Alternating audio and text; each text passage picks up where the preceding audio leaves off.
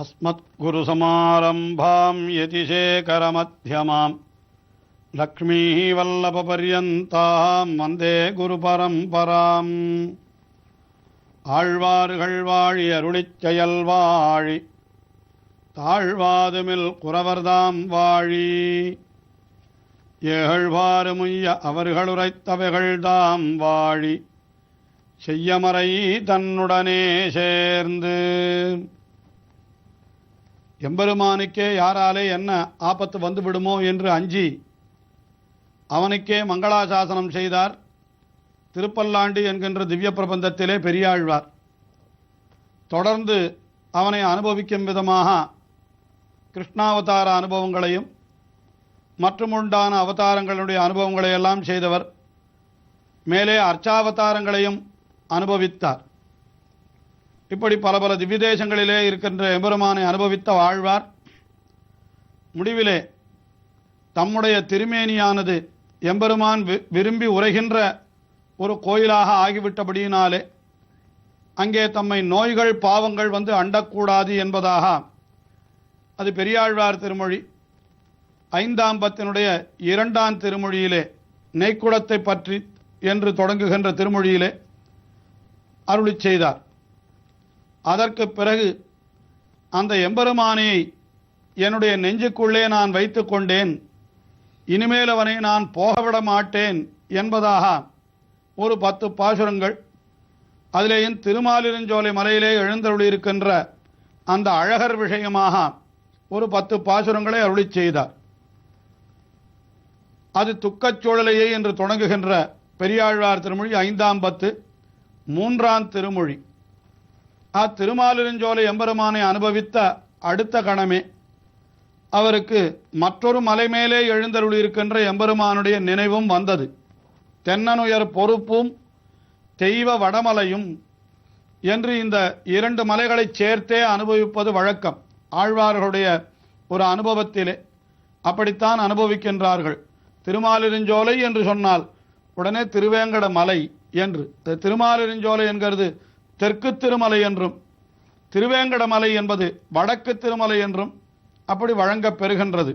எம்பெருமான் ஆழ்வாரை பார்த்து உமக்கு நான் இன்னும் ஒன்றும் செய்யவில்லையே என்று பதறி துடிக்க, அப்பொழுது எம்பெருமானை பார்த்து ஆழ்வார், அப்பா நீ எனக்கு எவ்வளவு செய்திருக்கிறாய், இன்னமுமா நீ செய்ய வேண்டும், நீ இவ்வளவு செய்திருக்கிற பொழுது எதற்காக என்னை குறித்து நீ பதறுகிறாய் என்று எம்பெருமானையே பார்த்து ஆழ்வார் கூறுவதாக சொல்லி, இப்படி எம்பெருமானுடைய அருளாலே தாம் பெற்ற பேற்றையெல்லாம் சொல்லி இந்த திருமொழியை தலை கட்டுகிறார் பெரியாழ்வார். இதுதான் இந்த சென்னியோங்கு என்று தொடங்குகின்ற 5ஆம் பத்திலே 4ஆம் திருமொழி. இதுதான் பெரியாழ்வார் திருமொழியினுடைய நிறைவு பதிகம். அதாவது பெரியாழ்வார் இறுதியாக அருளி செய்த திருமொழி 10 பாசுரங்கள். இந்த சென்னியோங்கு என்று தொடங்குகின்ற ஒரு திருமொழி மிகவும் அற்புதமான திருமொழி. அதிலே முதல் பாசுரத்திலே எம்பெருமானை பார்த்து ஆழ்வார், நீ எனக்கு செய்ய வேண்டியதெல்லாம் செய்து விட்டாய், நானும் பெற வேண்டியதெல்லாம் பெற்றுவிட்டேன், இனிமேலும் உன்னுடைய திருவுள்ளத்திலே என்ன குறிப்பு, இன்னும் என்ன செய்ய வேண்டும் என்று நினைக்கிறாய் என்பதாக எம்பெருமானையே பார்த்து ஆழ்வார் கேட்பதாக முதல் பாசுரம் அமைந்திருக்கிறது. தந்திருவேங்கடமுடையாய் உலகு தன்னை வாழ நின்ன நம்பி தாமோதராசனிரா கொண்டு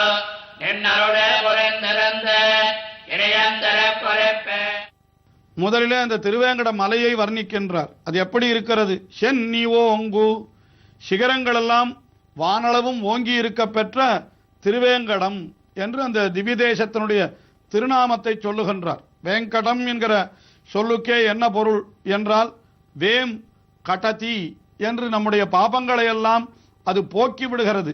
ஆகையினாலே அந்த இடத்திற்கே வேங்கடம் என்று பெயர். அந்த வேங்கடத்திலே அவன் எழுந்தருளி இருக்கிறபடியினாலே அந்த எம்பெருமானுக்கும் வேங்கடேஸ்வரன் என்று அவனுக்கு அந்த வேங்கடத்திற்கு ஈஸ்வரன், வேங்கடேசன், வேங்கடத்திற்கு ஈசன் என்று அவனுக்கு பெயராக அமைகிறது. அவனுக்கும் கூட அந்த திவ்ய தேசத்தை இட்டுத்தான் பெருமை என்கிறதை தெரிவிக்கும் வண்ணமாக திருவேங்கடம் உடையாய் என்று திருவேங்கடத்தை உடையவனே உனக்கு வாசஸ்தானமாக உடையவனே என்று அந்த திருவேங்கடத்தினாலே அவனுக்கு உண்டான சிறப்பு என்பதாக அப்படி அவனை கொண்டாடி சொல்லுகின்றார். அந்த திருவேங்கடம் எப்படி இருக்கிறது என்றால் வானோங்கி வளர்ந்திருக்கிறது. சென்னி ஓங்கு திருவேங்கடமுடையாய்.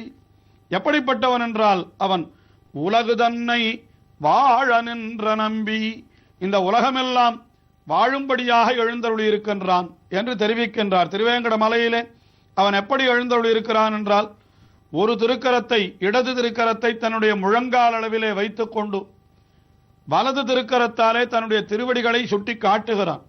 இது எதை காட்டுகிறது என்றால் கீதாச்சாரியனான கண்ணபெருமான் பகவத்கீதையிலே அருளி செய்தான் அல்லவா, சர்வதர்மான் பரித்யஜ்ய மாம் சரணம் பிரஜ. அதற்கு பிறகு நான் என்ன செய்கிறேன், சர்வபாபேபியோ மோக்ஷயிஷ்யாமி என்று என்னுடைய திருவடிகளிலே நீ விழுந்தாயானால், என்னை நீ உபாயமாக கொண்டாயானால் உன்னுடைய அத்தனை பாவங்களையும் போக்கி உன்னை இந்த சம்சாரத்திலிருந்து விடுபட்டவனாக ஆகும்படி செய்கிறேன் என்றென்றோ கீதாச்சாரியன் தெரிவித்தான். அவன் வாயாலே சொன்னதை இவன் சைகையாலே காட்டுகின்றானாம். இப்படி தன்னுடைய திருவடிகளை காட்டி இதிலே வந்து விழுபவர்களுக்கு இந்த உலக வாழ்க்கையாகிற பெருங்கடல் அது என்ன ஆகும், முழங்கால் அளவாக வற்றி போகும் என்று காட்டும் விதமாக வலது திருக்கரத்தை தன்னுடைய திருவடிகளை நோக்கி கொண்டும் இடது திருக்கரத்தை முழங்கால் அளவாக வைத்துக் கொண்டும் அப்படி நமக்கு காட்டுகின்றான் திருவேங்கடம் உடையான். அதைத்தான் இங்கே தெரிவிக்கின்றார். உலகு தன்னை வாழ நின்ற நம்பி, உலகமெல்லாம் வாழும்படியாக அதை காட்டிக்கொண்டு நின்ற நம்பி என்று தெரிவிக்கின்றார். அதாவது பரமபதத்திலே இருக்கக்கூடிய நித்தியர் முக்தரும் பரமபதத்திலிருந்து இறங்கி வந்து அவனை சேவிக்கின்றார்களாம். இங்கே பூவுலகிலே இருக்கக்கூடிய ஜீவாத்மாக்கள் எல்லாம் மலை மீது ஏறி நின்று அவனை சேவிக்கின்றார்களாம். ஆகையினாலேதான் அவன் இருவருக்கும் நடுவாக எழுந்தருளியிருக்கிறான்.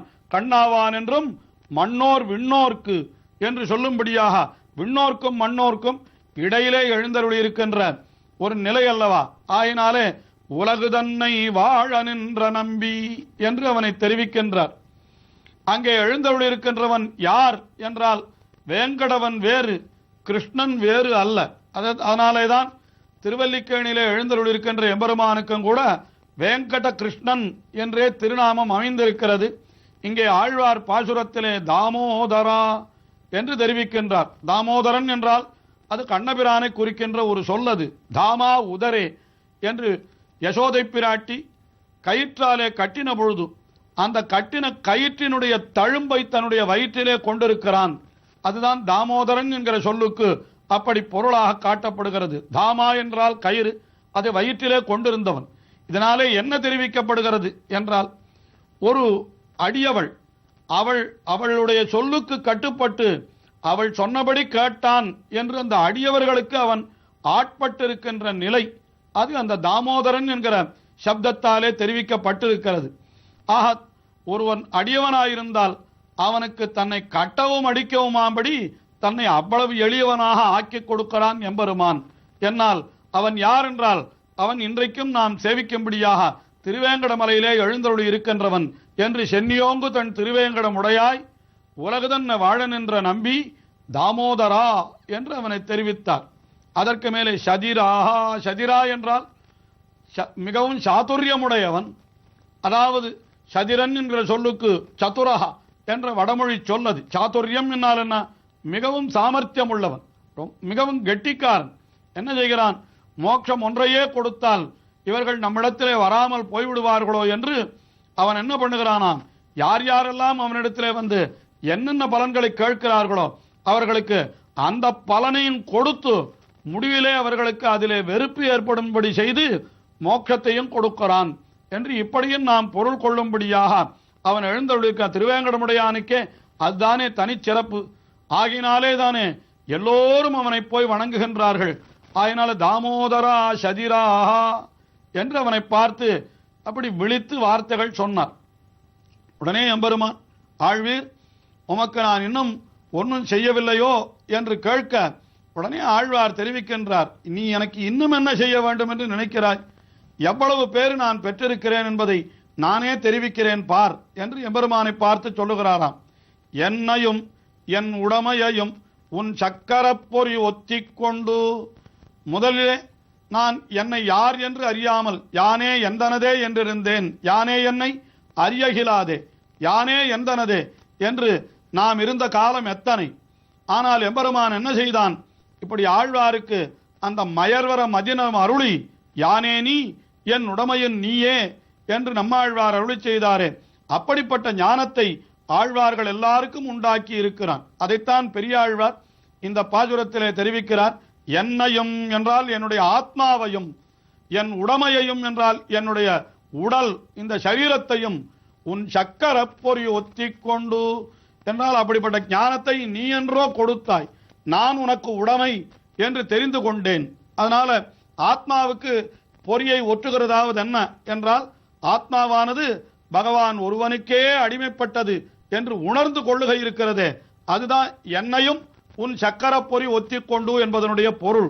ஆஹா, பகவான் ஒருத்தனுக்கே நான் அடிமைப்பட்டவன் என்று தெரிந்து கொண்டேன் என்று தெரிவிக்கிறார் ஆழ்வார். அதற்கு மேலே என் உடமையையும் உன் சக்கர பொறி ஒத்திக்கொண்டு, என்னுடைய உடமையாக இருக்கக்கூடிய இந்த சரீரம் என்ன, மற்றும் உள்ள பொருள்கள் என்ன, எல்லாவற்றிலுமே கூட உன்னுடைய சக்கர பொறியை ஒத்தி இருக்கிறேன் என்னால், எல்லாம் நானே ஆத்மாவே உன்னுடைய அடிமை என்னால், என்னை சேர்ந்ததாக இருக்கக்கூடிய எல்லா பொருள்களும் உன்னுடைய உடைமை என்றோ. தீயில் பொறிகின்ற செஞ்சுடர் ஆழி திகழ் திருச்சக்கரத்தின் கோயில் பொறியாலே ஒற்றுண்டு நின்று என்று திருப்பல்லாண்டிலேயே தெரிவித்த ஆழ்வார் மறுபடியும் அதை இங்கே தெரிவிக்கிறார். இப்படி என்னையும் என் உடைமையையும் உன் சக்கர பொறி ஒத்திக்கொண்டு என்று எல்லாம் உன்னுடையவை என்பதை உணர்ந்து கொண்டு என்னுடைய மேனியிலும் உன்னுடைய சக்கரத்தினுடைய சின்னத்தை பொறித்து கொண்டு நின் அருளே புரிந்திருந்தேன், உன்னுடைய அருளையே அன்றோ நான் எதிர்பார்த்து நிற்கிறேன், உன்னுடைய அருளே எனக்கு மோட்சத்தை தரும் என்று உன்னையே அன்றோ நான் உபாயமாக பற்றியிருக்கிறேன். இனியன் திருக்குறிப்பு, இதற்கு மேலும் உமக்கு என்ன திருவுள்ளம் எம்பெருமானே, இன்னும் எனக்கு நீ என்ன செய்ய வேண்டும் என்று நினைக்கிறாய் என்று அந்த எம்பெருமானையே பார்த்து கேட்பதாக இந்த பாசுரம் அமைந்திருக்கிறது. தொடர்ந்து அனுபவிப்போம். நாடு நகரமோ